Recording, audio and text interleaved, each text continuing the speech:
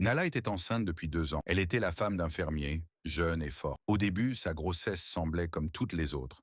Elle avait des nausées le matin, elle voulait manger de l'igname grillé le soir, et sa peau brillait sous le soleil. Elle comptait les lunes, attendant son enfant. 9 mois passèrent, puis 10, puis plus, et pourtant, le bébé restait à l'intérieur. Au départ, tout le village se réjouissait. Les gens apportaient des cadeaux, ils chantaient pour célébrer la naissance à venir. Sa belle-mère avait même sacrifié une chèvre, et les enfants dansèrent dans la cour. Mais les jours devinrent des semaines, et la joie disparut peu à peu. Ceux qui l'avaient félicitée commencèrent à la regarder avec inquiétude. Au marché, les inconnus fixaient son ventre. Les mères serraient leurs enfants contre elle et murmuraient sur son passage.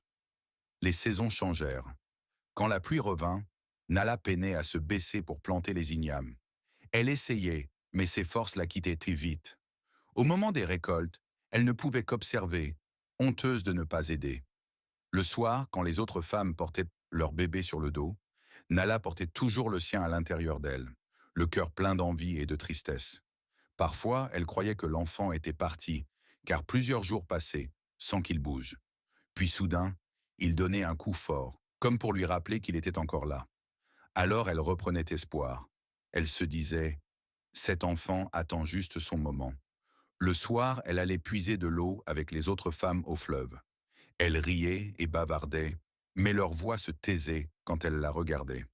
Une femme osa lui demander « Combien de temps cet enfant va-t-il encore se cacher ?» Nala sourit et répondit « Aussi longtemps qu'il en aura besoin. » Mais au fond d'elle, la peur grandissait. Son mari la supplia plusieurs fois d'aller à l'hôpital du village voisin. La sage-femme aussi l'y encourageait, en lui disant qu'aucune grossesse ne devait durer aussi longtemps. Mais Nala refusait toujours. Elle croyait que les dieux veillaient sur elle.